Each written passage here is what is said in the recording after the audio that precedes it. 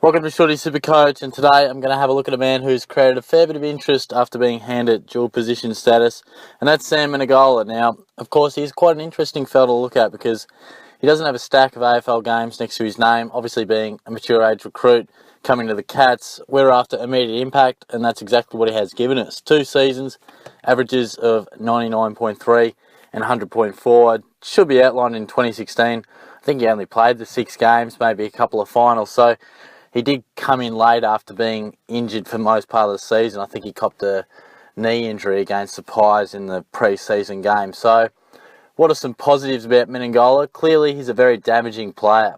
A beautiful kick, loves a goal, tackles hard, certainly an extremely damaging player, and that's reflected in his SuperCoach scores. He can certainly go big, and when he does have these good games, it's blessed with tackles, a goal or two, high possessions, and he has a very nice kick. So I think it's very good to see where his strengths are at, but he's not going to come cheaply for us.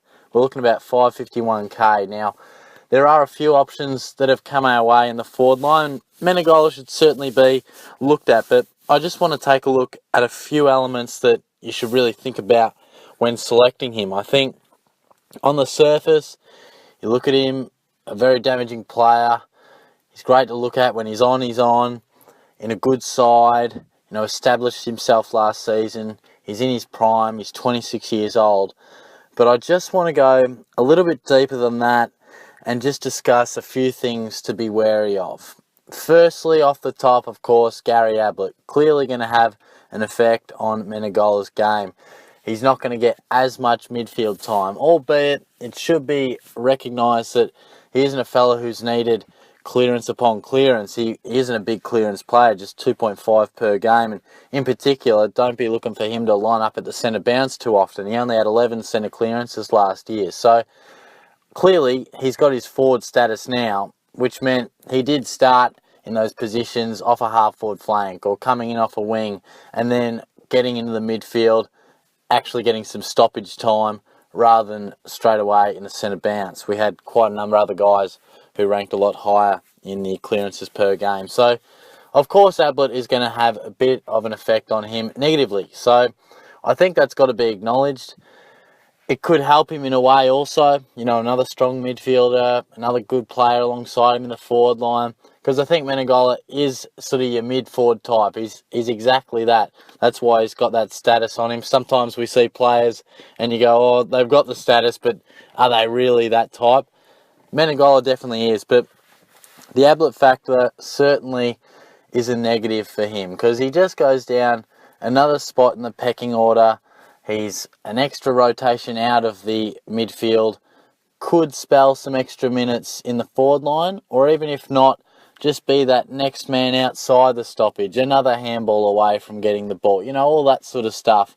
It is important to be among that sort of core 4 to 5 midfield group, which he isn't far from. You certainly look at, of course, we've got the big 3 in danger: Selwood, Ablett, Duncan is an absolute star, and then it is quite an even spread with your Blitzarves, your Guthries, and Menegola is right in amongst that. So he's got a bit of a way to sort of work himself in front of a couple of those other fringe types, but he's certainly in the mix. But this is what I found very interesting. Being a Cats fan, I do see him really get on a roll when Geelong are on fire. That was just a thought I had, and I thought maybe I should have a look a little bit deeper by the numbers, and I just wanted to take a bit of a look in comparison from when Geelong wins to when we lose. Now, 13 matches he played in that Geelong were the winning team, a fantastic average of 108.4. The concern was in the 7 losses, including the 2 finals, obviously, 78.1. Now, that's a bit disappointing, and in 2016, albeit a lopsided category to look at, pretty poor sample size, 6 of his 7 matches were wins, 97.9 average, the 1 loss, 56, which is the prelim final against Sydney. I don't think anyone had a great night that night, really, but I definitely want to look at those 2017 stats. He scored 130 in the draw, if anyone's trying to work out where I missed a game there. But what do you take from that? I mean, you can look at it 2 different ways. You can go, well, surely Geelong's got Ablett. They could be among the flag favourites. They're going to win a lot of games. He's going to get on the end of plenty of good ball, and he clearly likes playing in a winning team. He might average 100, 105.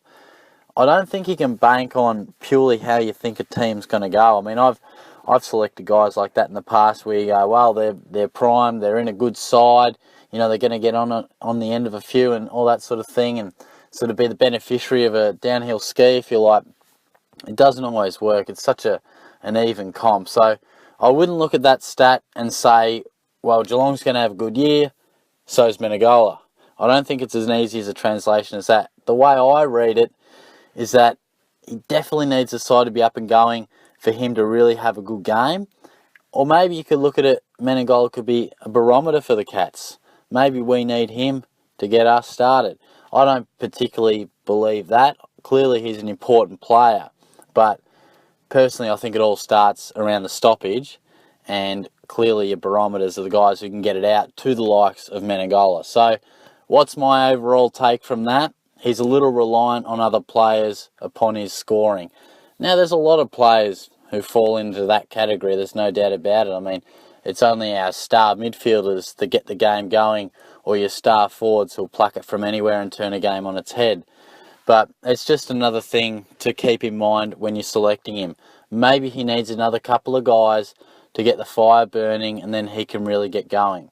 That, in combination with Ablett coming to the side, puts him another cog, another man outside the stoppage, or an extra 5, 7, 10 minutes into the forward line.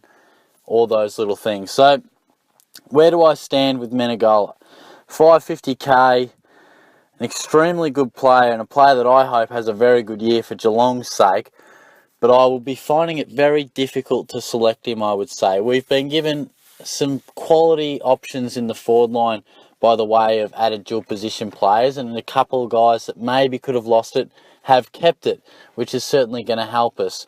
I think for the price tag you're going to pay for a guy who's only had one good season, of course he was out of the system for a while, but it's a lot of coin to pay for a bloke who is not established. He's had a very good season, but you just never know. Do teams put a little bit more work into him around that half-forward flank? Gee, this bloke is perhaps their best kick inside 50. You definitely need to mark him a lot harder. You definitely got to look for him on that right boot. All those sort of things. Clubs don't just focus on the top 2 to 3 players. There's a lot of little jobs and little elements of games and all the vision they look at that we don't see, which can sometimes correlate to why you do see players have that really good season, break out, and then they might plateau. You never quite know. I think there's a bit too much risk involved for my liking. Of course, the price tag, the Ablett factor, the wins and loss thing is more of an interest-based thing to have a look at. You can look at it a number of different ways, but it is interesting to note. But certainly the Ablett factor, you can only read that one way, and Menegola's not getting in the centre bounce or the stoppage over Gary Ablett. So clearly that is a factor that we must look at, and that's cut and dry. That's obviously going to be a negative factor for Menegola. So at this point in time, of course, it's mid-December, but I am going to say pass, and it would be tough to see that changing. It would really need a red-hot pre-season where he is lining up in significant midfield minutes, and maybe we see a slightly different forward setup to previous years or what's expected in Geelong to really make us change our mind on that.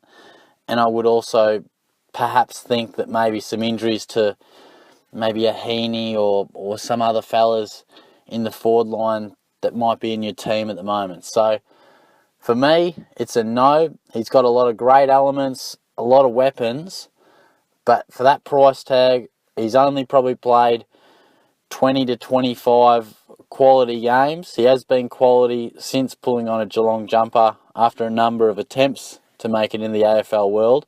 He's been a very good player, but whether that means we'll select him in SuperCoach just yet, I'm not so sure. So for me, it's quite clearly a pass. So let me know what your thoughts are on Menegola, and if you'll be selecting him. I think he's quite interesting to have a look at. It's always good to take a look at a guy who has never really been in our calculations before, and does, certainly on face value, conduct quite a good case to pick him. But that's why I like to do these podcasts and really have a look into some exact numbers, when they scored and all that sort of stuff, other factors that could influence them in the season coming. So certainly feel free to comment your thoughts on how he went, or how he's going to go, I should say, and whether you're going to pick him. So I'll be interested to see, and yeah, I'll be getting a few comments hopefully in the next week or so. But yeah, by all means, give the video a like as well, subscribe away. Been getting a few back on board and a few newcomers hopefully now that I'm back doing some content, so that's always good to see.